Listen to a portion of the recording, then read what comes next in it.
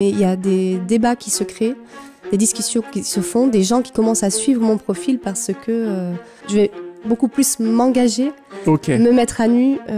Moi, ce que je conseille en étant indépendante, c'est de se mettre, de s'entourer. Donc, je fais partie de plusieurs collectifs. C'est très, très important de pouvoir mutualiser ses compétences. Ouais. C'est de la prospection naturelle, en fait. Ouais, bien sûr. C'est gagnant-gagnant et c'est des relations de confiance qui sont très, très importantes. Vous êtes entrepreneur, chef d'entreprise et vous avez du mal à trouver vos clients. Vous vous sentez souvent découragé par les défis de la prospection. Eh bien, je vous rassure, vous n'êtes pas les seuls.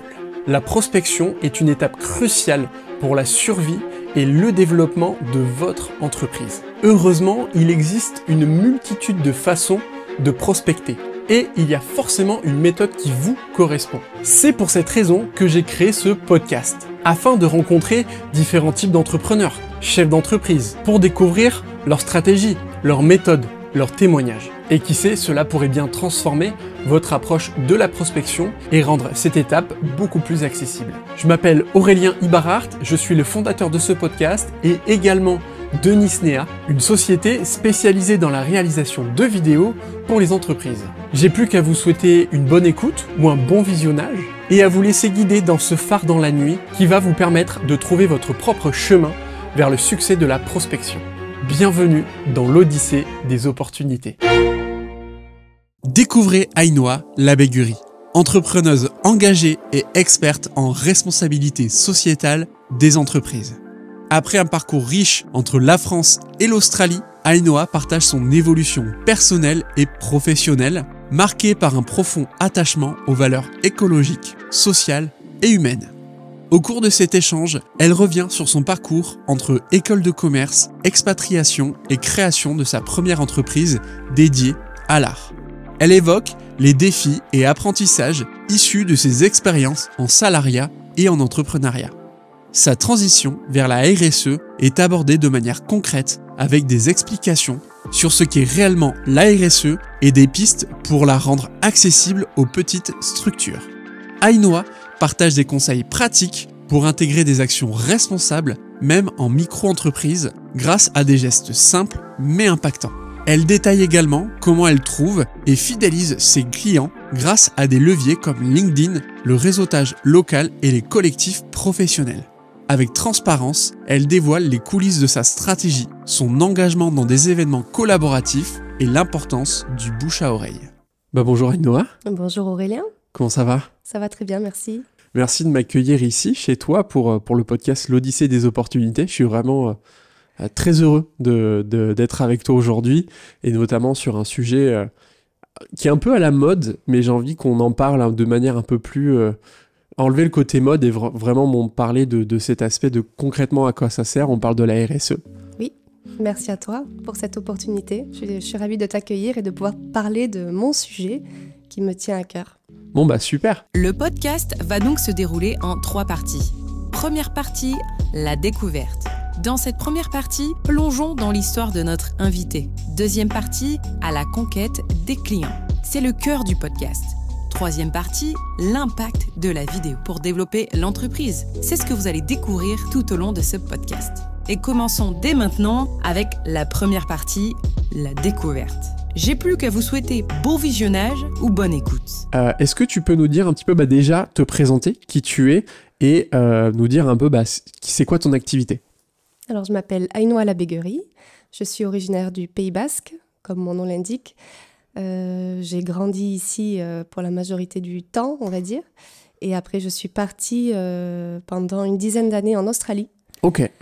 Qui est mon pays de cœur, qui m'a accueilli, qui m'a accueilli sur 10 ans. Et j'ai fait mon expérience professionnelle vraiment là-bas. Donc, moi, je suis issue d'une école de commerce classique, on va dire.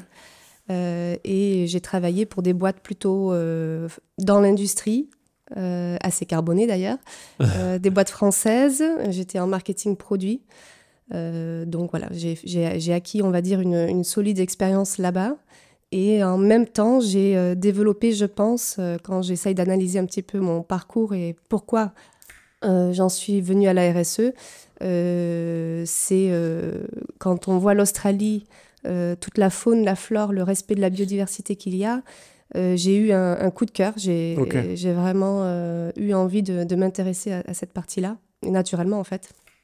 Et quand je suis revenue en France en 2012, voilà, ça a fait un petit peu boum boum dans ma tête. Qu'est-ce que je fais? Je me sens plus trop alignée en fait avec mon expérience, mes compétences. Voilà, il faut que je fasse autre chose. Donc j'ai d'abord lancé une première entreprise qui était dans l'art, qui est un petit peu on va dire une passion, parce que toute ma famille... C'était quoi exactement?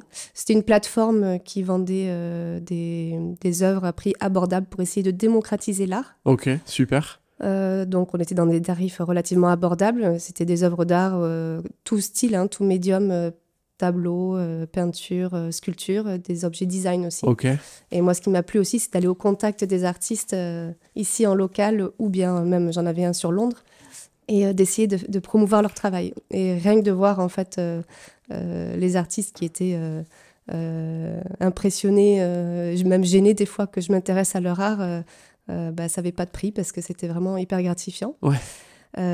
Donc voilà, j'ai fait ça pendant 3 ans et puis ensuite je suis retournée en salariat dans une boîte où le management, on va dire, a été assez violent. Ouais. C'était un petit peu ça aussi qui a remis en question le pourquoi de mon activité, qu'est-ce que je voulais en faire. Donc j'ai démissionné et je me suis formée à la responsabilité sociétale. Voilà, donc j'ai monté mon entreprise, ça fait 4 ans maintenant et voilà, je veux démocratiser, comme je l'ai fait avec l'art, je veux démocratiser le sujet de la RSE. Ouais, tu nous as donné beaucoup d'infos, c'est super intéressant. Là, du coup, j'ai plein de questions. Pendant ton voyage, c'est quoi, c'est quoi, c'était plutôt pour découvrir quand t'es parti? Est-ce que c'était, t'es parti, c'était quoi l'idée de partir? Alors, et c'est ça qui t'a ouvert les yeux, j'imagine aussi? Ouais, 2 choses. J'ai toujours beaucoup voyagé avec mes parents, petite, donc j'ai eu cette chance-là. J'ai explosé mon bilan carbone, on peut le dire. Ouais. Mais c'est vrai que j'avais à cœur pendant mes études de pouvoir travailler aussi dans des pays étrangers et j'avais, dans le cadre de mon parcours d'école de commerce, obligation de trouver un stage, de faire mes stages à l'étranger. Ok. Donc le premier, je l'ai fait en Australie, donc comme je le disais. Chez Quicksilver, donc ça a été aussi une expérience très très riche. Et le deuxième, je l'ai fait en Espagne. Donc c'est une volonté d'avoir ce profil international, on va dire. Ok. Ok. Autre question que j'ai, donc ta première entreprise, qu'est-ce qui a fait que de cette entreprise, derrière, t'es repassé dans le salariat? Ça n'a pas fonctionné, il te manquait peut-être des choses, tu vois, qu'est-ce qui a fait que t'as fait un switch de indépendant à salariat? Parce que c'est vrai que on se lance dans l'entrepreneuriat, on est là, bon allez, et parfois ça marche pas. Je sais pas si c'est ton cas, mais en tout cas ça marche pas. Il faut accepter parfois que toi dans ton cas, avant de relancer ta boîte, mais je sais pas si tu avais cette vision-là, mais voilà, tu faut repasser dans le salariat. Tu vois, comment t'en es arrivé à ce point-là? Oui, il faut avoir de l'humilité et savoir se dire ça ne marche pas, ce qui a été mon cas. Je ne pouvais pas en vivre, donc voilà. Ça a été le retour au salariat. Et tu sais aujourd'hui pourquoi ça ne marchait pas? Je pense que le sujet de l'art, alors maintenant, je vois que c'est en train de changer un petit peu au Pays Basque, mais ça reste encore un petit peu concentré dans les grandes villes. Il faut avoir beaucoup de budget en termes de communication, idéalement avoir un lieu. Donc je sais que quand je faisais les expositions dans des lieux physiques, comme je le faisais au Hall des 50 ans, ou dans d'autres restaurants de la Côte Basque, ça fonctionnait très bien. Je vendais bien les œuvres des artistes, mais juste sur la plateforme en soi, c'était compliqué. Donc il faut avoir du budget pour pouvoir faire vivre cette plateforme internet, on va dire. Donc voilà. Ok. Et du coup, donc après, derrière, t'es reparti dans le salariat. Et est-ce qu'on peut détailler sur un peu ce qui t'a donné envie de partir, toi, sur la RSE? C'est quoi qui t'a un peu, je sais pas, c'est le mot, c'est peut-être un mot fort, mais dégoûté, tu vois, ou qui t'a dit non, mais ça, c'est pas pour moi, et notamment en termes de bilan carbone, peut-être de valeur humaine, je sais pas, tu vois, qu'est-ce qui t'a fait dire ok, je vais monter ma boîte, mais notamment sur la RSE? Alors moi, j'ai fait un bilan de compétences, c'était le deuxième que je faisais dans le cadre de mon parcours professionnel. Et lors de ce bilan de compétences, j'ai eu la chance de tomber, et je l'en remercie, si elle se reconnaît, sur une accompagnatrice qui m'a vraiment super bien guidée et qui a mis le mot sur le développement durable. Toi, c'est ça, il faut que tu ailles vers le développement durable. Donc, je me suis dit, ah oui, j'avais vraiment... je n'y avais jamais vraiment pensé. Donc, ah oui, quand tu as quitté le salariat, tu savais pas trop encore dans quoi... C'est quoi qui t'a fait partir du salariat concrètement ? Quand j'ai démissionné, ça a été vraiment parce que je m'y retrouvais plus du tout. Je manageais un petit groupe de 10 personnes où je m'éclatais. J'ai adoré le management, la relation avec mes collaborateurs. On a monté une super équipe, mais le top management n'était pas au rendez-vous. Donc ça, j'ai trouvé très très compliqué de pouvoir avancer ensemble dans cet univers. Humainement parlant, tu veux dire ? Humainement parlant, oui. Même au niveau des compétences, il n'y avait plus moyen d'évoluer, où il n'y avait pas de perspective en fait, pour aller plus loin, que ce soit pour moi ou pour mon équipe. Donc voilà, j'ai souhaité quitter cette aventure que je ne regrette absolument pas. Et donc j'ai fait un bilan de compétences pour essayer de me recentrer un peu moi sur mes valeurs, où est-ce que j'en étais dans mon parcours professionnel. Et donc, voilà, ce terme de développement durable qui est apparu, que j'avais déjà un petit peu étudié en école de commerce, mais vraiment de manière superficielle. Ça a fait sens quand elle te l'a dit ? Et quand elle me l'a dit, je savais, oui, bien sûr, pourquoi j'y ai pas pensé avant voilà, donc j'ai commencé à faire une liste un petit peu des acteurs sur le territoire qui étaient engagés. Bizarrement, je suis tombée sur une entreprise américaine qui était installée ici. Donc, j'ai eu des premiers entretiens. Le Covid est arrivé. Donc, c'est un petit peu chamboulé tout ça. Et voilà. Et j'ai commencé ma formation, du coup, pendant le confinement. Et donc, développement durable. Et comment tu t'es dit, je vais faire du RSE, enfin, tu vois, je vais m'orienter vers la RSE, parce qu'il y a plein d'autres choses qui peuvent être possibles de faire. Pourquoi toi, tu as choisi la RSE ? Je pense que avec mon parcours éducatif et mon expérience professionnelle, j'avais quand même à cœur de rester concentrée sur le milieu de l'entreprise que j'affectionne, que je comprends. J'aime analyser la stratégie, avoir une vision d'ensemble de l'entreprise. Ça, c'est ce qui me plaît. J'aime être au cœur, en fait, des enjeux de l'entreprise. Donc, quand j'ai vu cette notion de responsabilité sociétale des organisations, ça peut être des entreprises, mais aussi des associations, des collectivités, je me suis dit que c'était vers ça qu'il fallait que j'aille. Super. C'est marrant parce que j'y pense. Quand tu dis RSE, moi au départ, mais je me suis trompé et j'ai dû faire grincer des dents, parce que pour moi RSE, ça voulait dire responsabilité sociale et environnementale. Et je crois que je suis pas seul à me tromper, mais non. RSE, c'est responsabilité sociale des entreprises. Mais ça peut être au final sociétale, pardon. Et ça peut être pour des associations, des compagnies, etc. Oui, exactement. Des organisations. C'est comme pour le bilan carbone. Un bilan carbone peut être pour un pays, une entreprise, une mairie, un État, un citoyen. Voilà. Donc effectivement, il y a plusieurs termes possibles. Super. Et alors justement, RSE, je pense qu'il y a des gens, ils vont écouter ou visionner le podcast, ils vont dire alors c'est peut-être une question difficile, mais c'est quoi exactement, en quoi ça consiste ? Parce que c'est tellement large au final. Est-ce que toi, tu as un moyen de l'expliquer simplement ? Parce que je me dis peut-être que, il y a des PME, ils ont certaines contraintes à respecter, ils ont certaines choses à mettre en place par rapport à la RSE, mais quelqu'un peut-être qui est indépendant, comme moi, qui s'y intéresse, ce qui est mon cas, parfois je suis un peu perdu parmi toutes les informations, parmi toutes les choses qu'on voit. Je me dis, la RSE, mais je suis un peu perdu, quoi, tu vois ? Oui, effectivement. En plus, on pense souvent développement durable ou RSE, c'est pareil, c'est l'environnement, c'est le tri des déchets, ce qui est assez réducteur.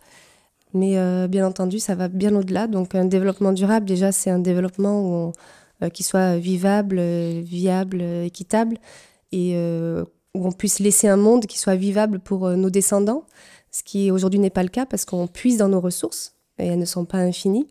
Donc, concrètement, on peut se dire qu'on va droit dans le mur et qu'il faudrait peut-être arrêter d'exploiter un petit peu les ressources de la manière dont on le fait et repenser un petit peu nos business models.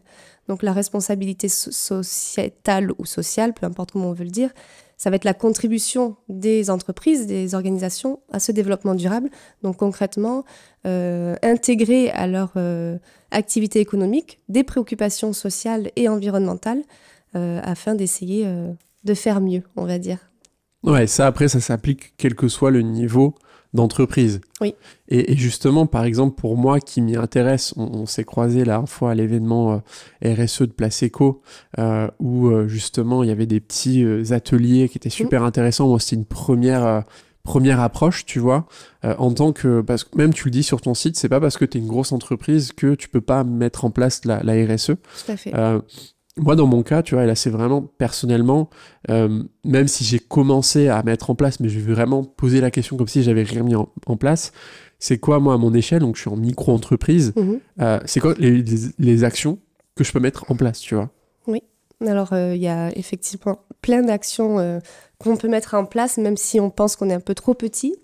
Au contraire, ça permet, quand on est petit, de commencer petit et de se diriger, on va dire, petit à petit vers un plan d'action plus ambitieux. Ouais. Mais déjà, à notre petite échelle, parce que moi aussi, je suis à mon compte, on peut commencer déjà à se poser des questions sur notre impact. Donc, par exemple, il y a l'usage du numérique. Il y a la question de gouvernance. Est-ce qu'on a défini une mission, des valeurs ?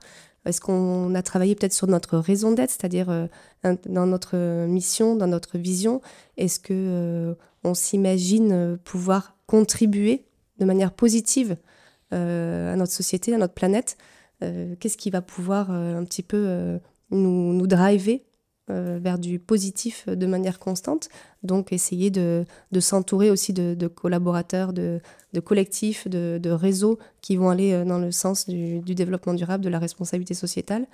On peut aussi très bien essayer de gérer un peu mieux sa trésorerie, parce que c'est quand même le nerf de la guerre. La RSE, c'est aussi garder en tête que les entreprises, il faut qu'elles soient économiquement viables. Ouais. Donc voilà, la gestion de trésor reste quand même c'est aussi, si tu es économiquement viable et que tu gères bien ta trésorerie, c'est aussi une sécurité et un bien-être que tu mets sur le long terme aussi, j'imagine. Exactement. Essayer de passer le cap des 3 ans déjà, c'est souvent ce qu'on dit.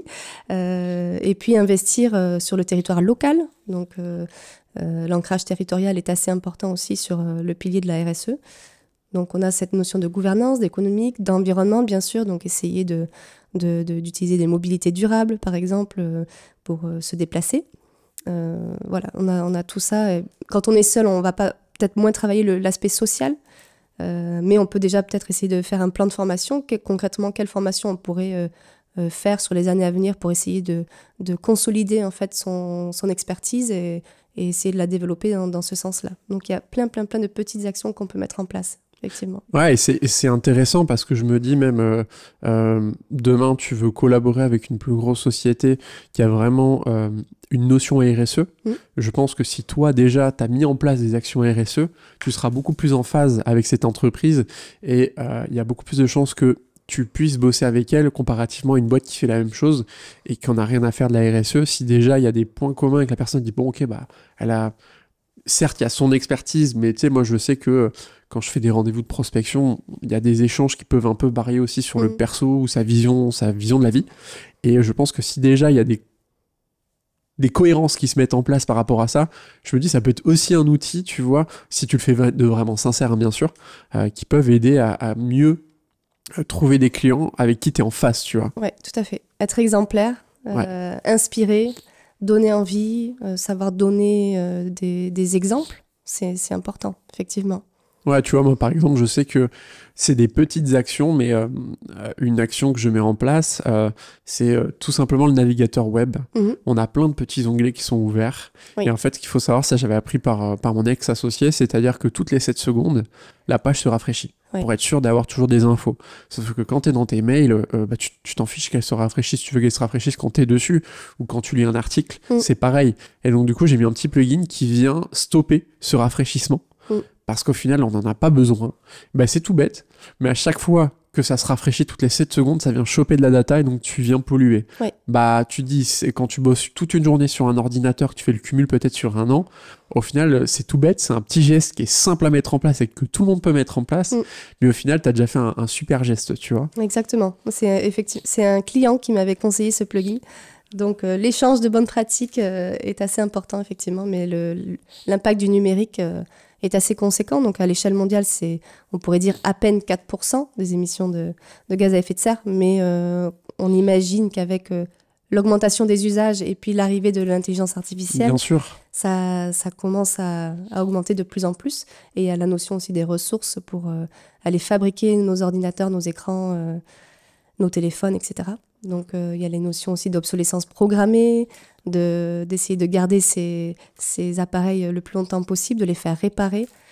Donc, il y a plein de petits gestes qu'il faut prendre en compte pour essayer de limiter notre impact, en tout cas sur le numérique. Ouais. Et puis même, tu l'as dit, les intelligences artificielles, moi, je trouve que c'est des outils géniaux, mais il y a vraiment aussi une manière de les utiliser pour ne pas trop consommer. Ah, là, j'aborde des sujets vraiment que je connais un peu mieux. Ouais. Mais tu vois, par exemple, on dit le prompt engineering, où en fait, mieux tu sais prompter, moins tu en auras besoin de faire de prompt, et donc forcément, moins tu consommes de data. Exactement. Et aujourd'hui, plus tu sais prompter, bon, je prends l'exemple de ChatGPT, et donc du coup, moins tu auras besoin de lui faire de requêtes, et donc forcément, moins tu consommes de data, parce que c'est vrai qu'aujourd'hui, c'est en train d'exploser, et qu'à mon avis, tu dis 4%, je pense que ça va augmenter.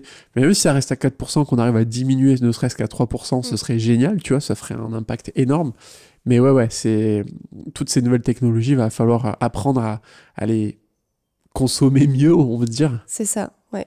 On dit que pour générer une image sur ChatGPT, en termes d'énergie, de consommation d'énergie, c'est l'équivalent d'un smartphone qu'on laisse en charge toute une nuit. Ouais, ok. Donc, on parle beaucoup de ça quand on parle de transition énergétique ou sociétale. On revient à la notion de sobriété, qui est assez mal perçue, mais en fait, c'est tout simplement du bon sens. C'est essayer de repenser nos usages. Est-ce que j'ai besoin de cette image ? Est-ce que je ne peux pas faire différemment ? Ou est-ce que je peux pas, avant de la générer de manière assez spontanée, réfléchir à qu'est-ce que je veux exactement et faire un brief qui soit assez précis pour pas régénérer 2 fois une image avec laquelle on ne serait pas assez satisfait. Donc la sobriété. C'est énorme, l'équivalent d'un chargement d'un téléphone toute une nuit, c'est juste pour une image. Juste pour une image. Waouh, ok.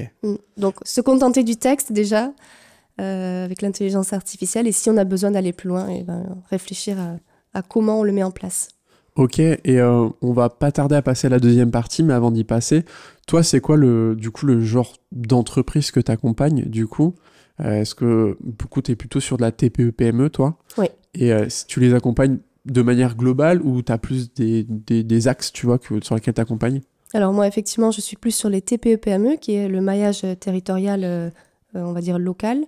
Je suis alors j'ai un client sur Nantes, mais après je suis plutôt sur le croissant entre Bordeaux, le Pays Basque, Pau et éventuellement Toulouse. Ouais. Je travaille maintenant aussi en Espagne, donc avec la Navarre, le Pays Basque espagnol. Ça, c'est pour la typologie de clients. Maintenant, quelle était ta deuxième question, pardon ? C'était sur quel axe tu les accompagnes ? Est-ce que tu fais la RSE de manière globale ou j'imagine qu'il y a peut-être des axes plus précis sur lesquels on peut accompagner aussi au sein de la RSE ? Oui, alors effectivement sur des démarches RSE complètes, donc qui part d'un diagnostic qui est posé sur l'état des lieux en interne d'une entreprise, les actions qu'elle met déjà en place, on va les valoriser, on va les mettre en avant et on va essayer de montrer quels sont les axes d'amélioration pour aller plus loin, jusqu'à la cartographie des parties prenantes, aller consulter ces parties prenantes, donc qui sont tous les individus qui naviguent autour d'une entreprise et qui vont être impactés positivement ou négativement par les décisions et les activités de l'entreprise. On va aller les consulter, les clients, les fournisseurs, les collaborateurs. Est-ce qu'ils sont satisfaits ? Est-ce qu'ils ont des suggestions ? Quels sont les enjeux pour eux dans le futur ? Et on va aller après croiser ces enjeux avec le diagnostic interne, donc l'idée c'est avec ça de créer un outil qui s'appelle la matrice de matérialité. Donc quels sont les enjeux importants pour l'entreprise à l'avenir. Donc c'est des termes techniques, mais en fait une fois qu'on rentre vraiment dans l'accompagnement, on comprend un petit peu mieux où est-ce qu'on va. On a fait une analyse des risques et donc c'est quand même un outil très stratégique qui permet d'avoir un plan d'action RSE avec un suivi des indicateurs. Ça, c'est pour la démarche complète. Ok. Et après, j'ai des accompagnements différents, par exemple des entreprises qui me contactent pour de la pré-labellisation de leur démarche RSE. Donc là, mettre en avant un petit peu, structurer un petit peu mieux leur RSE au sein de l'entreprise. Système de notation aussi EcoVadis, qui est exigé maintenant par souvent les clients et les fournisseurs. Après, j'ai des petites actions ponctuelles pour des sensibilisations avec des outils comme la fresque du climat, l'atelier d'automne, Voyager en 2030 glorieuse. Il y a tout type de profil. Il y a du suivi aussi de bilan carbone avec lesquels je travaille en partenariat avec des collègues. Donc, je n'ai jamais un accompagnement qui se ressemble. Ok, trop bien. Jamais. En plus, déjà, c'est des petites structures. Donc, j'ai des TPE qui sont entre 2 et 7 personnes. Donc, c'est quand même très petit. Ouais. Et après, j'ai des PME qui vont jusqu'à 150, 200 personnes. Ok. Donc, voilà, c'est assez Ça intéressant doit être super parce que intéressant, c'est très varié. Voilà, le travail n'est jamais le même. Et en même temps, je peux capitaliser sur déjà des accompagnements passés, des ressources qui vont être similaires, des secteurs d'activité qui vont être similaires, sur lesquels je peux aussi me baser de par mon expérience. Maintenant, passons au cœur du podcast avec la deuxième partie, à la conquête des clients. Une première question, déjà, tes clients, est-ce que tu les trouves par Internet ou est-ce que tu les trouves par du présentiel? Et c'est quoi, toi, un peu ta manière de faire? Alors, moi, mon outil principal aujourd'hui, c'est LinkedIn. Ok, LinkedIn. Ça marche très bien. Je travaille ma communication sur la page, que ce soit moi en tant qu'Ainoa Labéguerie ou bien ma page entreprise qui est Ispilab. Ok. Je travaille les communications, les posts, je varie les sujets, j'essaye de sensibiliser un maximum sur l'actualité ou concrètement la responsabilité sociétale. Et c'est vrai que maintenant, ça fait 4 ans et je pense que je deviens assez visible en termes de personnes qui incarnent la RSE, que ce soit sur le Pays Basque ou à plus grande échelle. Et j'ai cette chance, je trouve, de pouvoir être contactée directement, soit sur LinkedIn, soit sur Internet, mon référencement étant aussi bien travaillé par rapport à mon site Internet. Donc là, cette semaine, j'ai eu une entreprise de Paris qui m'a contactée, une PME, qui souhaite être accompagnée en responsabilité sociétale sur la démarche complète. Et je lui ai demandé comment elle m'avait trouvé. C'était sur Google en tapant des mots-clés. Donc elle m'a communiqué, mais voilà, ça confirme que j'ai bien fait de travailler un petit peu tous ces aspects-là. Donc toi, là, en tout cas aujourd'hui, tu as LinkedIn qui est bien développé et tu as ton site internet, bien entendu, où tu as eu tout un travail de référencement naturel, c'est ça? Oui, tout à fait. Ok. Et quand tu t'es lancé, donc il y a 4 ans, est-ce que tu avais déjà mis en place tout ça ou est-ce que ça s'est fait au fur et à mesure? Tu vois, comment tu as fait quand tu t'es lancé? Je reviens 4 ans en arrière. Comment tu as fait à ce moment-là, tu vois? Alors, il y a quelque chose que je n'avais pas précisé lors de la première partie, c'est qu'il y a 4 ans, en fait, je me suis lancée à 2. Ok, d'accord. On avait créé une agence de communication engagée. Ok. Où moi, j'étais déjà sur la responsabilité sociétale et mon ancienne collègue était sur vraiment les aspects communication. Donc, quand on a commencé, en fait, on avait un autre site internet. Ok.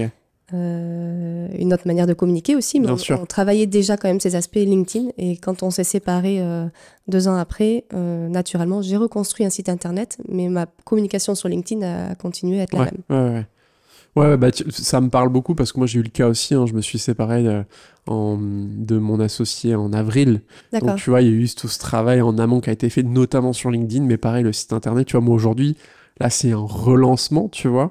Mais en effet, je suis d'accord avec toi, le travail que j'ai déjà fait en amont sur LinkedIn, lui, reste... Ouais, on capitalise dessus quand même un minimum. Ouais, même si le site, lui, est nouveau. Oui. Donc ok, tu te sépares. Oui. Du coup, donc, le travail de LinkedIn, ta communication est restée globalement la même ou t'as un peu ajusté le tir?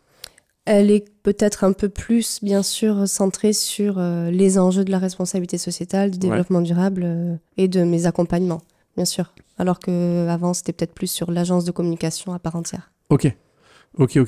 Et après, ton site internet, tu l'as fait il y a 4 ans. Donc après, tu l'as fait juste en suivant, c'est ça? Oui, je l'ai fait en 3 semaines, moi-même.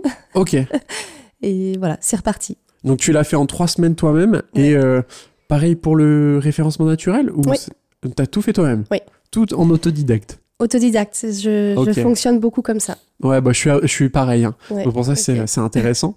Et du coup, tu as vu notamment les résultats avec le site internet au bout de combien de temps, tu vois, le référencement et les premiers clients? Il y a peut-être aussi LinkedIn, mais là, on va parler du site internet. Ouais, sur du référencement naturel, en tout cas, il faut bien attendre 6 mois avant de pouvoir avoir des retours, on va dire. Ouais. Ok.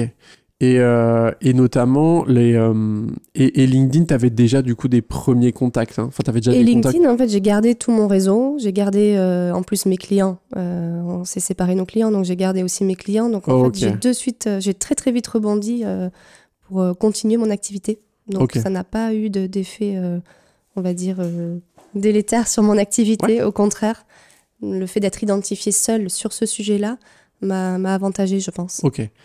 Là, je vais aller chercher un peu plus les détails parce que ça me pique ma curiosité. C'est LinkedIn, quand tu t'es vraiment lancé au départ à 2, c'était quoi le genre de post que tu mettais? Tu vois, c'était quoi le genre de publications que tu mettais qui ont donné envie? Alors, il y a forcément le travail sur le long terme, mais c'est quoi le genre de publications que tu mettais qui peut-être aujourd'hui font que les gens ils viennent te voir, tu vois? C'était peut-être plus de la sensibilisation, de la démocratisation des termes de développement durable. Donc, par exemple, qu'est-ce que c'est un objectif de développement durable? Quels sont les 17 objectifs de développement durable définis par l'ONU? C'était aussi, voilà, qu'est-ce que c'est la RSE? Quels sont les clients qu'on accompagne ou que j'accompagne maintenant? Mais c'était vraiment dans cet esprit-là. Okay. Alors qu'aujourd'hui, je vais parler aussi je vais beaucoup plus m'engager, me mettre à nu, ce qui n'est pas facile parce que je suis une ancienne grande timide. Ça me parle bien. On en parlait tout à l'heure, mais ça n'a pas été facile pour moi d'ouvrir mes convictions, d'ouvrir on va dire, ce en quoi je crois vraiment et de prendre parti. Ouais. Ça, c'est pas facile, mais il a fallu le faire pour pouvoir asseoir ma crédibilité et mon entreprise. Ok. Et quand tu t'es un peu plus mis à nu, quand tu as montré tes convictions, tu as senti une différence? Oui. Ouais. Qu'est-ce que tu as senti comme différence? Alors, je donne un exemple assez concret. Je n'ai jamais voulu le faire pour mon ancienne entreprise dans l'art. On m'avait conseillé de le faire. Je n'ai pas voulu le faire. Je pense que j'en ai pâti. Et là, je l'ai fait et je l'ai vu dans le fait que les gens commencent à commenter les posts, à donner leur avis, à dire voilà, pour ou contre. Mais il y a des débats qui se créent, des discussions qui se font, des gens qui commencent à suivre mon profil parce que tiens, ça nous interpelle ou tiens, elle nous montre un petit peu des choses dont on ne soupçonnait pas l'existence ou où on comprend un petit peu mieux comment ça fonctionne, etc. Donc, je pense que c'est essentiel. Ok. Le fait de te mettre à nu, c'est ça? Ouais. Ok. Et du coup, t'as une manière, est-ce que tu publies, t'as une récurrence ou est-ce que tu publies un peu comme ça quand t'as envie ou tu te dis, faut que je publie tant par semaine, faut qu'il y ait une espèce de récurrence? Ouais, j'essaye d'être récurrente au moins une fois par semaine, minimum. Si j'ai des sujets à traiter ou, par exemple, là, le mois de septembre et le mois d'octobre, c'est les mois du développement durable, donc il y a beaucoup de salons, beaucoup d'événements, les cours aussi qui reprennent, donc il y a pas mal de choses à dire. Donc là, je peux avoir 2-3 posts par semaine. Et je fais des posts donc, sur moi en tant qu'Aïnois et sur ma page entreprise. Ok. Globalement, sur LinkedIn, c'est prouvé que les pages entreprises, elles fonctionnent moins bien que le profil perso. Parce que le profil perso, ça identifie... on identifie une personne, c'est elle qui prend la parole, qui traite un sujet. Donc, c'est plus facile d'avoir de l'engagement sur cette page-là.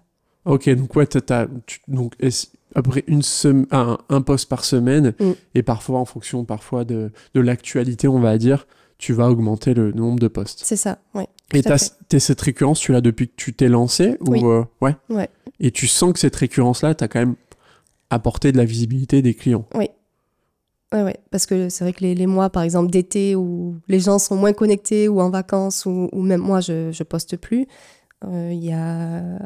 on sent qu'il y a un effet d'apesanteur qui règne et on a besoin de reprendre la main sur la communication à partir de la rentrée parce que sinon ça fait l'effet flambi. Ok. Ouais. Et sur le site, c'est quoi? Là, je reviens au site. C'est des articles de blog que tu fais? Enfin, parce que du coup, tu as fait du référencement sur...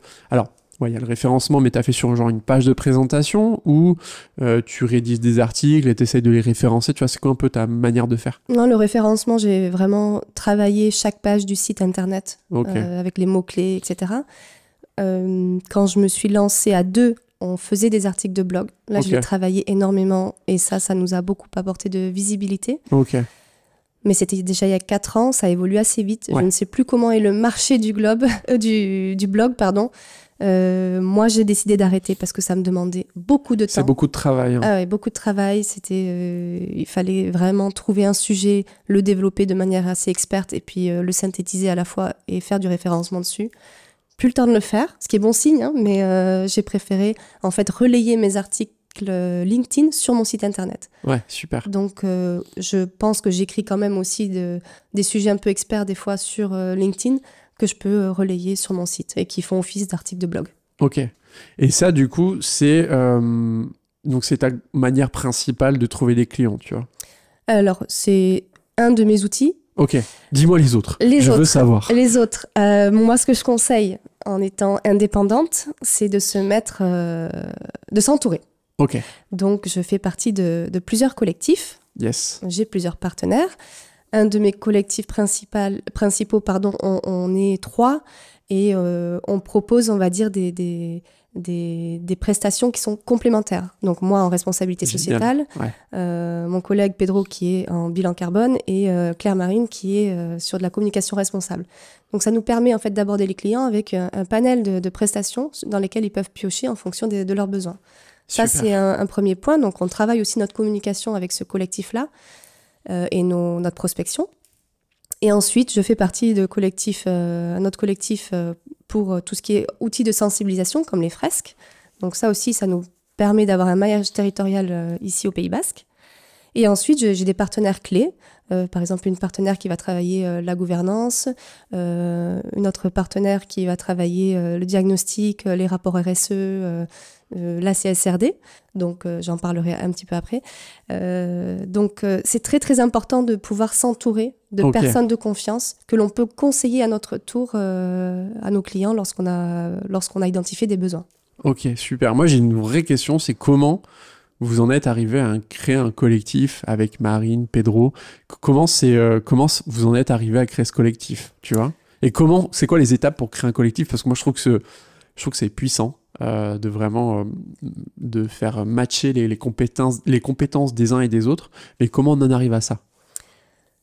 Rencontre fortuite avec Pedro dans un premier temps. L'envie peut-être en tout cas, le fait de se rendre compte qu'il y a un besoin sur le marché, que souvent, quand on fait de la RSE, on a besoin d'un bilan carbone, ou quand on a un bilan carbone, on fait de la RSE. Donc, c'est intéressant de pouvoir se poser les bonnes questions et de se dire après, oui, ok, on va aussi communiquer nos engagements. Donc, voilà, Claire Marine est entrée dans ce collectif.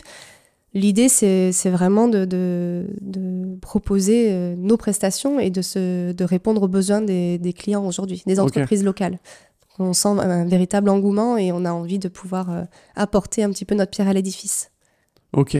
Et justement, comment ça se met en place Alors, est-ce que c'est juste un nom on dit on est collectif parce qu'on a des compétences complémentaires, ou vous avez concrètement peut-être créé des offres en commun, peut-être créé un site internet du collectif? Je pense ça parce que je pense à le premier podcast que j'ai fait avec Ramuncho Ituri, il a fait un collectif, et justement Mamia Collectiboa. Et justement, comment on met en place un collectif, tu vois? Parce que même moi, je sais pas comment on fait, et je sais qu'il y a des personnes avec qui je pourrais faire un collectif. Comment on met en place un collectif? Alors, je ne sais pas comment ils ont fait, Pierre Ramuncho. Moi, je parle de notre collectif. Ouais, bien sûr. On l'a pas structuré en soi en termes de créer une association ou une structure juridique, etc. On reste, nous, auto-entrepreneurs. Yes. On a dans l'idée de créer un site internet. C'est en cours parce que c'est vrai que c'est un outil de communication qui, comme je l'ai fait pour moi en solo, qui est assez important, notamment au niveau référencement. Et puis qu'on voudrait traduire en espagnol aussi, parce qu'on est tous les 3 bilingues en espagnol. Et donc, on travaille ensemble déjà sur des clients, notamment en Navarre. Ok. Donc là, aujourd'hui, concrètement, quand quelqu'un, vous allez, j'en sais rien, un client va voir Claire Marine, par exemple, elle va pouvoir dire, bah écoutez, moi je travaille avec d'autres personnes qui ont des compétences complémentaires. Oui. Elle va le poser sur la table en disant, bah voilà, je peux aussi aborder tel et tel sujet parce que y a Inoa, il y a Pedro qui sont là, qui peuvent aussi vous apporter Tout à fait. ce cercle-là, c'est ça? Ouais, tout à fait. Et ça a déjà fonctionné. Moi, je sais que j'ai 2 clients aujourd'hui que j'accompagne, que Pedro m'a apporté, entre guillemets. Donc, c'est très, très important de pouvoir mutualiser ses compétences. Ouais. C'est de la prospection naturelle, en fait. Ouais, bien sûr. C'est gagnant-gagnant et c'est des relations de confiance qui sont très, très importantes. Ah, c'est super important. Moi, je confirme ça. Et donc là, aujourd'hui, on a d'abord LinkedIn, Oui. avec les posts de manière récurrente. Et ça, je pense que c'est important de créer de manière récurrente. Ensuite, on a donc le site internet où toi, tu as vraiment travaillé Oui. le SEO. Et je trouve qu'on peut vite s'y perdre avec le SEO parce que ça peut être un peu compliqué. Mais au final, c'est un travail que tu fais une fois et que tu mets à jour de temps en temps. Mais entre guillemets, une fois que tu as bien fait le travail du SEO. Moi, je sais que pour l'exemple, à l'époque, avec mon associé, on avait créé des événements qui étaient tous les premiers mardis du mois. On avait vraiment bien bossé le référencement. Et c'est vrai que les gens nous trouvaient sur Internet. Et on l'a travaillé, entre guillemets, une fois. Et peut-être qu'on aurait dû, si on avait continué l'aventure, le retravailler peut-être une fois par an, peut-être le mettre à jour. Mais je trouve que une fois que le travail il est fait, que toi tu sais les mots-clés, que tu sais vraiment ton domaine d'expertise, c'est pas un travail après qu'il faut mettre à jour régulièrement. À part si tu fais des blogs ou enfin des articles de blog où là bon c'est un travail qui est beaucoup plus gros quoi. Et donc après tu as les collectifs. Oui. Est-ce que c'est ces 3 choses-là ou est-ce qu'il y a encore autre chose? Alors, j'ai créé il y a 4 ans avec 2 autres personnes, mais après, ces 2 autres personnes sont parties, donc j'ai gardé la main. J'ai créé le groupe LinkedIn Local Pays Basque, qui était un groupe en fait de réseautage en physique. Donc, réunir toutes les personnes qui sont dans le réseau LinkedIn en physique avec des soirées événements autour de thèmes variés. Donc moi, bien sûr, vu ma sensibilité, j'ai orienté les thèmes de ces soirées autour de la transition. Donc on a eu les enjeux sociétaux, on a eu le changement, on a eu le dépassement de soi, on a eu la mobilité, on a eu les monnaies alternatives avec l'Eusko et le Bitcoin. Donc tous ces sujets-là, en fait, attiraient quand même pas mal de monde. Trop bien. Ouais, et après les gens pouvaient partager un verre. Et ce format-là a séduit parce que ça changeait un petit peu du réseautage classique où on fait un échange de cartes de visite, etc. Les gens pouvaient quand même se rencontrer par ce biais-là, mais voilà, autour d'une thématique un petit peu qui changeait. C'est trop marrant parce que c'est ce que j'ai fait avec mon associé, j'ai fait la même chose, tu vois. Ça existe toujours aujourd'hui, ces événements? Alors, non. Ok. Et par contre, avec quelqu'un d'autre, on est en train de regarder pour réanimer ou reconsidérer un petit peu ce groupe sous une autre approche. Donc peut-être qu'il y aura bientôt une annonce. Oh, trop bien. Ah, le petit teasing sympa. Exactement. Non, mais je trouve que c'est super intéressant et moi-même, je l'ai eu fait avec mon ancien associé. Quand tu crées des événements où tu apportes de la valeur, notamment, on faisait des petites conférences qui duraient une vingtaine de minutes, tu vois, mais tu apportes réellement de la valeur sur des sujets variés, les gens, tu leur apportes quelque chose et en plus de ça, toi, ça te crée aussi une sorte de notoriété. Et donc forcément, ça aide à la prospection tout bêtement. Hein, mais moi, je le vois que ça m'a aidé à créer une certaine notoriété, le fait d'avoir mis en place ces événements-là. Maintenant, c'est vrai que je trouve que c'est génial, mais par contre, c'est de l'organisation. Alors oui, c'est beaucoup d'organisation, c'est du temps donné, c'est du bénévolat. Ouais. Donc, mais après, une fois qu'on y est, c'est passionnant. Moi, je m'éclatais. Mais c'est sûr que il faut avoir le temps. Parce que ces événements-là, c'était quoi, gratuit? Il y avait un prix d'entrée? Il y avait un prix pour participer en fait aux consommations. Donc il y avait souvent du vin et des tapas.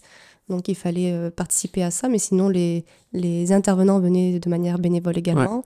Les lieux nous accueillaient si on consommait. Donc c'était un petit peu le droit d'entrée pour pouvoir consommer. Mais oui, sinon après, personne n'était rémunéré. Donc c'est vrai que ça demande du temps. Et pendant ce temps-là, on ne peut pas travailler sur d'autres sujets qui sont importants pour notre entreprise. Mais ça m'offrait en tout cas de la visibilité. Ouais, et ça offre de la visibilité. Et en même temps, ça fait vibrer. Moi, je trouve que ça me fait vibrer d'organiser ça. Ouais. Tu te donnes de ton temps pour offrir... aux autres, et moi c'est aujourd'hui mes valeurs, Et je trouve que c'est génial, ça crée de la visibilité, ça te crée de la notoriété, mais en même temps, c'est ok parce que tu donnes aux autres, tu donnes de ton temps concrètement, gratuitement pour les autres. Tu vas chercher des intervenants bénévolement, donc eux pareil donnent de leur temps. Donc je trouve que c'est bien que ça crée cette visibilité. Tout le monde est gagnant et j'aime beaucoup moi ce système-là. Exactement. C'est quelque chose que moi par la suite également je veux remettre en place sous un autre format. Mais ouais, c'est cool, c'est chouette. Ouais, donc justement, je te coupe. Vas-y. La dernière intervenante est intervenue sur le thème des valeurs. Ok. Donc en mode atelier participatif et chacun on a dû travailler sur nos valeurs. Donc c'était assez puissant. Donc c'est ça qui est très très gratifiant. Le résultat à la fin, les gens qui en redemandent plus, qui demandent quand est-ce que sera la prochaine édition. Génial, génial. Et ouais, donc du coup, alors LinkedIn, site internet, collectif, événementiel. Oui. T'as autre chose dans le sac ou pas? Bien sûr. Allez. Et le plus important, le bouche à oreille. Ouais. Le bouche à oreille, parce qu'aujourd'hui, c'est quand même la majorité de mes entrées, c'est le bouche à oreille. Donc, mes clients sont mes meilleurs ambassadeurs, bien sûr. Et puis après, il y a bien sûr le réseau. Donc, ça, c'est aujourd'hui quelque chose qui fonctionne très, très bien. Et il y a quelque chose qui s'est passé là au 1er janvier 2024 qui s'appelle la CSRD, qui est tout simplement une loi européenne incitant à s'engager en responsabilité sociétale, à faire un reporting en fait de ces données environnementales, sociales, économiques. Et du coup, ça, quelque part, ça engage les grosses entreprises, bien sûr, de manière obligatoire, mais par effet domino et d'entonnoir, les PME. Donc, tout le monde va être impacté à horizon 2027-2028. Donc, j'ai déjà des PME qui me contactent en me disant, on a des clients ou des fournisseurs qui nous demandent de montrer patte blanche. Donc, on veut s'engager en RSE. Concrètement, comment on fait? Est-ce que vous pouvez nous accompagner? Donc, quelque part, cette réglementation, elle est bénéfique pour tout. J'ai envie de dire pour la planète, d'abord, mais pour nous, pour notre métier, bien sûr. Ok. Et par rapport au réseau, toi, donc le bouche-à-oreille, ça s'est fait naturellement, on va dire, par rapport à LinkedIn, par rapport au site internet, par rapport aux clients, par rapport aux événements, c'est ça? Oui. Toi, tu as fait beaucoup d'événements. Est-ce que tu fais des événements de réseautage concrètement ou pas du tout? Ou t'es plus, toi, des collectifs et les événements que tu crées toi-même? Alors, j'en ai fait quelques-uns au tout début, il y a 4 ans, quand on s'est lancé à 2. Au bout d'un an, je pense que c'est important je vois autour de moi, les gens le font d'ailleurs, de poser à plat tous les réseaux auxquels on participe, de savoir lequel nous apporte concrètement quelque chose, ou là où on a de la valeur ajoutée qui nous revient. Moi, j'ai fait le point, concrètement, ça ne m'apportait pas grand-chose. D'accord. Donc, je préférais aller sur du plus qualitatif et quelque chose qui se rapportait plus à mon activité. Et ça marche. Donc, je n'ai aucun regret. Bien sûr, il faut rester en veille et il faut rester au fait de ce qui se passe sur son territoire. Mais voilà, il faut se poser les bonnes questions en termes de réseautage. Ouais, c'est intéressant. C'est vrai que ça sert à rien de faire tous les réseaux pour faire tous les réseaux. Non. Moi, je le vois au bout d'un moment, c'est de se dire, ok, effectivement, comme tu le dis, moi, j'aime beaucoup aller des événements, de réseautage, etc. Mais tu sais qu'il y en a certains, ils t'apporteront pas grand-chose. Ça sert à rien de mettre son énergie sur ceux-là. Et t'en as d'autres où tu auras plus de retours, que ce soit en termes de business ou même humainement parlant, même des collaborations. Bah, ceux-là, tu dis, ok, il y a vraiment un truc à faire. Je vais mettre, du coup, l'énergie que je mets pas dans celui-là, je vais le mettre 2 fois plus dans celui-là. Ouais. Après, si c'est pour rompre l'isolement de l'entrepreneur qui se sent seul au quotidien et qui a besoin de rencontrer des gens, là, bien sûr, il faut foncer. Ouais, et puis des événements, il y en a plein. Mais il y en a beaucoup. Donc, et puis ça prend du temps. Ouais. C'est souvent des réseaux où il y a quand même un droit d'entrée. Ouais. Donc il faut se poser les bonnes questions au bon moment. Ouais, super. Donc pour synthétiser un petit peu, donc toi, donc tu t'es lancé d'abord à 2, tu as allé développer donc, le site internet, LinkedIn, après vous êtes séparés, toi notamment, donc tu as nouveau site internet avec du référencement. Oui. Ton LinkedIn t'a continué dans cette lancée. Après, tu as eu aussi un collectif, et ça, je trouve que c'est très très bien de mutualiser les compétences de chacun. Mais en ayant les bonnes personnes avec qui tu auras confiance, c'est intéressant. Faut pas s'associer, faut pas créer un collectif avec le premier venu. Je pense qu'il faut vraiment avoir confiance avec la personne avec qui tu fais le collectif, là où les personnes avec qui tu fais le collectif. Et donc aussi, tu as les événements en présentiel. Ouais. t'as fait des C'est riche. C'est riche, ouais. C'est riche. C'est riche. Tout ça, t'as fait tout ça en même temps ou est-ce qu'il y a eu des phases, tu Non, vois? il y a eu des phases, bien sûr. Il y a eu des phases. Le collectif, par exemple, il ne s'est pas fait dès le départ. Ouais. Mais je pense qu'au fur et à mesure des mois qui passent, des années, on sait vers où on veut aller. J'ai déjà plein d'autres idées, plein d'autres projets. Et ça permet de structurer un petit peu sa stratégie de développement. Ok, super. Bah écoute, c'est déjà très riche, c'est déjà très très... il y a eu beaucoup d'infos, moi ça me plaît énormément. Je pense que ça va donner aussi pas mal d'idées aux personnes qui vont visionner ou écouter ce podcast. Je pense que maintenant on peut passer à la troisième partie. Et ben c'est parti. Finissons ce podcast avec la troisième et dernière partie, l'impact de la vidéo. Ok, et ben maintenant on se retrouve pour la troisième partie. Et c'est simple. C'est qu'est-ce que tu penses de la vidéo dans l'entrepreneuriat? Et je suis aussi curieux d'avoir ton avis, ton point de vue par rapport à la notion RSE. Oui, alors en tant que citoyenne, entrepreneur, j'adore ça forcément. On est un petit peu la génération de la vidéo, de l'Internet poussé dans toutes ses super fonctionnalités. Moi je trouve forcément, en plus je suis quelqu'un de très visuel, donc ça me parle. J'ai besoin de voir un petit peu les choses en mouvement, graphiquement parlant aussi.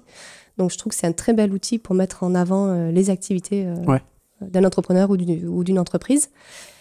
Et les podcasts aussi en font partie. C'est pas l'objet de ta question, mais c'est pareil. C'est à l'heure où on n'a plus trop le temps de lire des articles, etc. Le format vidéo ou le format audio, ça permet vraiment de stimuler un petit peu notre cerveau d'une manière différente et de rester au fait de ce qui se passe d'une autre façon.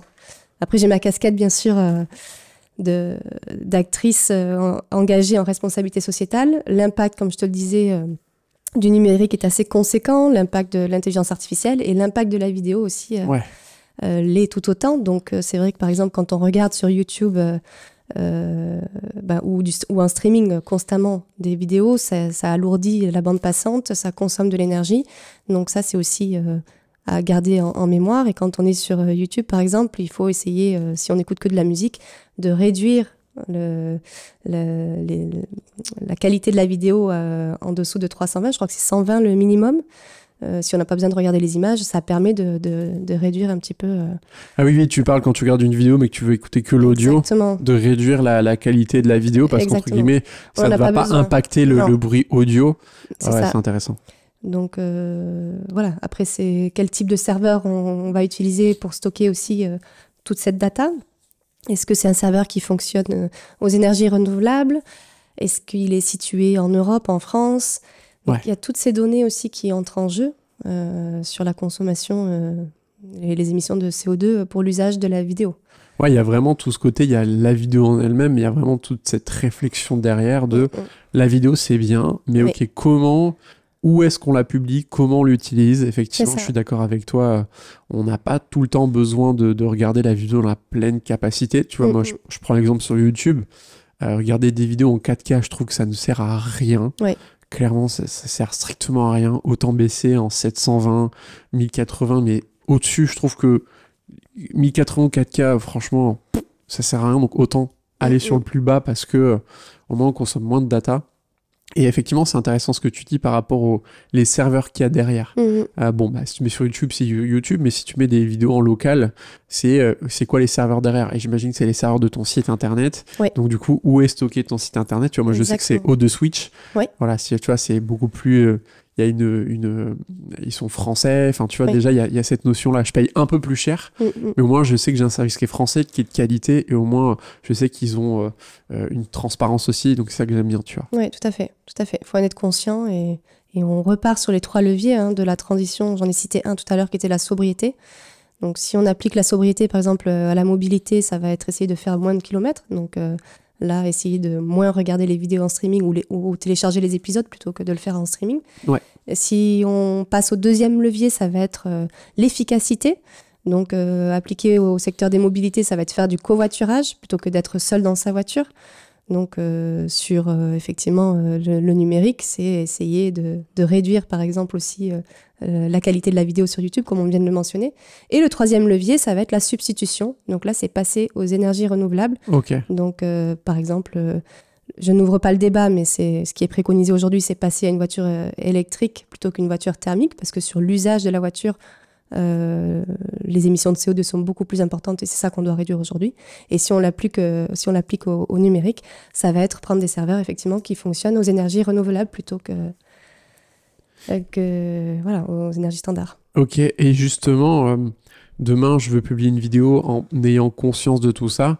Est-ce que, alors t'as peut-être pas la réponse, mais est-ce que c'est accessible d'avoir des serveurs renouvelables, tu vois, plutôt que à l'ancienne qui consomme beaucoup d'eau, par exemple, ce genre de choses? Alors, je ne suis pas une spécialiste du numérique, mais oui, aujourd'hui, on a quand même des outils à notre portée qui sont accessibles relativement facilement.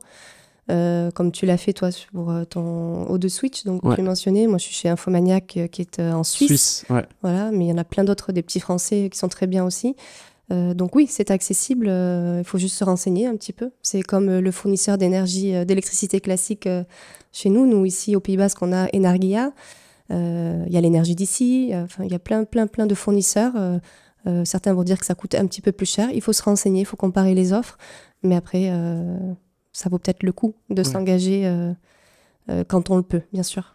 Ouais, et puis même, on se dit ça coûte un peu plus cher, mais derrière aussi, pourquoi tu payes cette différence de prix? Il y a peut-être un service derrière, parfois à payer pas cher. Le jour où tu as un petit souci, et tu vas peut-être galérer 10 000 € au téléphone ou ce genre de choses, bien sûr. que quand tu payes le prix, derrière, tu as peut-être aussi une facilité de communication, peut-être avec le support ou ce genre de choses. Tout et je trouve que c'est... quand tu as vraiment de l'humain qui est mis en avant, je trouve que ça vaut le coup, quoi. Ouais. Moi, pour le coup, que ce soit, je fais pas de la pub, mais que ce soit pour Energia ou pour Infomaniac, à chaque fois, le service client est très, très réactif. Donc, je pense que ce que tu dis est entièrement vrai. Ouais. Super. Alors, il y a une question que j'aime bien poser. Peut-être que toi, on va pouvoir l'adapter. Mais c'est vrai que j'aime bien dire, si demain, tu avais budget illimité, donc zéro contrainte, tu pourrais faire ce que tu veux. Alors, je vais d'abord poser une question avant, parce que c'est ça que je la pose d'abord. Est-ce que toi, la vidéo, c'est quelque chose que tu utilises déjà dans ta communication ou pas du tout? Oui, je l'ai en tout cas dans les 4 années là, d'entrepreneuriat. J'ai utilisé la vidéo pour parler du plan climat Pays Basque, par exemple, faire une sorte de blog en mode vidéo pour que ce soit un peu plus facile d'expliquer et que ce soit plus compréhensible. Je n'ai pas refait la vidéo depuis, mais c'est plus par manque de temps. Ok. Est-ce que demain, si tu pouvais, tu le ferais, la vidéo, ou t'en as pas besoin? Je pense que ça peut être intéressant. Pardon, si j'ai fait de la vidéo pour faire du témoignage client. Ok. C'est parce que ça remonte, ça fait déjà 3 ans, mais si, je pense que ça serait utilisé pour moi, en tout cas de manière épisodique, pour des témoignages clients, comme c'est le cas, je trouve que c'est pertinent. Parce que ça permet de montrer à des prospects ou à d'autres clients concrètement qu'est-ce qu'on a fait avec l'accompagnement RSE pour telle entreprise. Donc c'est vrai que c'est assez riche. Moi, j'avais interviewé l'entreprise Biltoki qui fait des algues gourmandes sur Anglette, et eux, voilà, la responsable RSE avait témoigné des actions concrètes qui avaient été mises en place. Donc génial. Ça, je pense que ça peut être plus parlant, effectivement. Oui, en effet, je trouve que le côté vidéo, notamment témoignage, ce genre de témoignage, c'est parlant. La personne, elle parle, il y a l'énergie qu'elle dégage, il y a la manière dont elle parle. Ça peut nous capter. Et ce que j'aime bien dire, c'est vraiment un double tranchant. Soit ça te parle pas, soit ça te parle. Mais tu vois, je me dis, quitte à choisir, j'aime bien cet aspect-là parce qu'au moins, ceux que ça parle, ça va vraiment leur parler, quoi. Ouais, exactement. Et puis, ça crédibilise parce qu'on met un visage sur une personne, bien sûr, mais sur une entreprise. Donc, concrètement, on se dit, ah oui, d'accord, l'entreprise existe vraiment. Elle a vraiment appliqué la RSE, elle a vraiment travaillé avec Ainoa Ispilab. Donc, ok, là, je comprends, ok, waouh, très bien. Non, ouais, t'as raison, ça amène un côté crédibilité parce que forcément, le côté écrit, on peut tricher, on peut le changer, on peut un peu le modifier. Notamment, si tu le mets sur ton site internet, tu peux le changer. Effectivement, la vidéo, tu peux pas trop tricher et ça amène un vrai côté authentique. Oui, mettre un logo d'une entreprise en disant voilà, j'ai accompagné cette entreprise. Oui, mais qu'est-ce que tu as fait concrètement pour cette entreprise? Si c'est juste remplir un fichier, je dis une bêtise, ou faire un accompagnement RSE avec un plan d'action, c'est pas du tout la même chose. Et c'est vrai qu'à travers ce témoignage vidéo, on voit qu'il y a eu quand même un travail qui a été fait sur le long terme et que c'est vrai. Chouette. C'est un engagement. Ouais, non, c'est bien. Et donc, ma question, c'était, du coup, j'en reviens à ma question. Donc, ouais, si tu avais budget illimité, le temps illimité, est-ce que ce serait le genre de choses que tu pourrais faire de créer de la vidéo, quoi? Oui, concrètement, ça dépendrait après plus de la manière dont je vais stocker cette vidéo. Donc, sur mon site, ça serait plutôt intégrer un lien plutôt que la vidéo à part entière sur le site. Avoir le lien qui redirige vers la plateforme YouTube, la chaîne YouTube. Donc, utiliser des énergies renouvelables, ce que je fais déjà. Et ça dépend du partenaire choisi aussi. Bien sûr. Peut-être sur comment, concrètement, il gère en fait tout ce flux vidéo. Ok. Mais oui. Et ce serait quoi, du coup, le type de vidéo que tu ferais? Moi, ce serait vraiment tout ce qui est accompagnement, témoignage client. Ok. Et éventuellement, pourquoi pas être au sein d'une entreprise qui nous accueillerait, voir les réunions de travail ou l'activité de l'entreprise, la mettre en avant sur ses engagements RSE concrètement. Ok. Ok, ça marche super. Bah écoute, ce que je fais à chaque fois à la fin du podcast, je pose quelques petites questions. Ok. Alors, il y a une question que j'aime bien poser. En fait, si tu veux, l'intervenant précédent, je vais te demander de te poser une question. D'accord. Et toi, je te demanderai ensuite de poser une question à l'intervenant suivant. D'accord. Ce que je vais faire, c'est que je vais d'abord te demander toi. Pour ça, je veux pas que tu sois influencé par la question que je vais te donner. Là, si tu avais, donc on parle vraiment notamment de prospection, de comment trouver des clients, bien sûr. Si tu avais une question à poser au prochain intervenant, que ce soit plus des techniques, des outils, plus philosophiques, peu importe, c'est vraiment large. Mais si tu avais une question à poser, ce serait quoi? Pas facile. Ouais. Mais j'aime bien cette question. Alors, une question que tu ne poserais pas, toi, du coup, à cette personne-là, parce que tu l'as déjà posée. Ouais, c'est vraiment toi, si tu avais vraiment je sais pas, une question que toi-même tu t'es posée, tu vois, par rapport à tout ça, ben, n'hésite pas à la poser à la personne qui passera prochainement. Moi, je sais qui c'est, mais toi, tu sais pas. Non, je ne sais. J'avoue que je sèche un peu sur les questions de prospection, on va dire directe. Que ce soit ça peut être de manière indirecte, ça peut être, mails, ça peut être, je me dis même, ça peut être lié à la RSE, tu vois. Mm-hmm. Je me dis, c'est intéressant, comme tu travailles dans la RSE, est-ce que toi, tu as une approche ou tu vois, quelque chose qui soit beaucoup plus aligné avec la RSE, de manière de trouver des clients, tu vois, ça peut être, je me dis, ça peut être intéressant. Je sais pas si ça peut t'aider ou pas.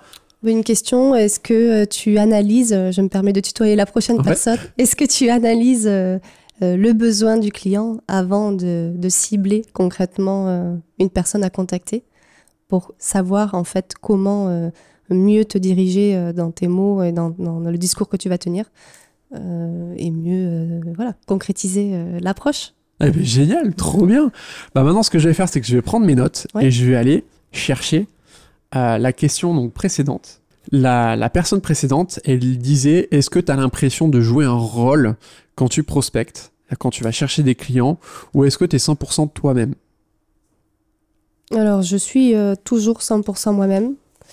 Le rôle, il va peut-être plus s'appliquer en termes de méthode, c'est-à-dire, ok, il faut faire comme ça, il faut essayer... Ça, c'est pour de la prospection, je veux dire, plutôt directe. Hein, ok. Envoyer un email, essayer d'avoir un numéro de téléphone, appeler derrière. Je trouve que ça marche pas vraiment, cette méthode-là, en tout cas pour mon secteur d'activité. Ok. Donc non, je dirais que je ne joue pas de rôle. C'est plus, après, une fois que j'ai la personne en contact, on passe vite à qu'est-ce que c'est la RSE, ok, vous pouvez nous faire une proposition commerciale. Donc là, après, naturellement, c'est plus fluide. Ok. C'est plus sur les approches un peu plus traditionnelles ou qui, moi, me conviennent un petit peu moins. Ok. Et là, j'applique une méthode et c'est peut-être pas ce qu'il faudrait faire pour mon cas. Ok, ça marche. Bah, merci pour ta réponse. Merci à toi.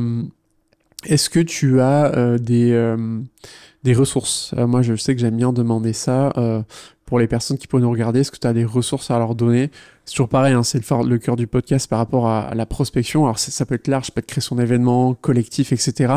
Et quand je dis ressources, ça peut être un podcast, ça peut être un livre, ça peut être une vidéo, ça peut être un audio, peu importe. Est-ce que toi, tu as des ressources que tu peux partager qui t'ont peut-être toi aidé, notamment quand tu t'es lancé? Alors, pour la prospection, pas vraiment. J'avoue que c'est pas quelque chose que je recherche particulièrement pour me former, mais c'est vrai que sur LinkedIn, déjà, il y a pas mal de professionnels qui donnent des conseils. Ouais.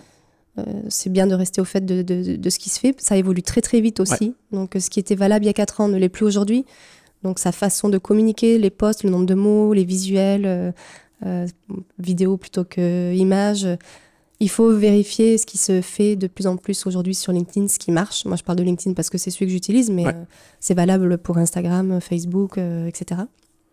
Donc, ce serait plus rechercher vraiment ces signaux-là. Mais j'ai pas vraiment de ressources sur de la prospection à proprement dite. Ça marche. Et dernière petite question, où est-ce qu'on peut te retrouver, ton site internet, tes réseaux sociaux? Dis-nous tout, partage-nous tout. Alors, sur mon site internet, donc www.ispi-lab.fr, IZPI-lab, et sur LinkedIn, Ainoa-Labéguerie, Ainoa sans H, A-I-N-O-A. Et voilà. Ok, super. Bah, merci beaucoup. Merci à toi, Aurélien. Merci pour ta présence, merci pour ton partage. C'était super intéressant. Et je le précise parce qu'en fait, quand je suis arrivé ici, j'étais en pleine allergie, le nez complètement pris. Et à partir du moment où j'ai appuyé REC, j'ai dû être tellement captivé que plus rien. Merci à toi pour tes questions et l'intérêt pour la responsabilité sociétale qui, j'espère, fera des petit à petit. Super. Bah, merci beaucoup. Merci. Et merci à vous d'avoir écouté le podcast jusqu'à la fin, ou visionné, bien sûr. Et puis je vous dis à très vite dans l'Odyssée des opportunités.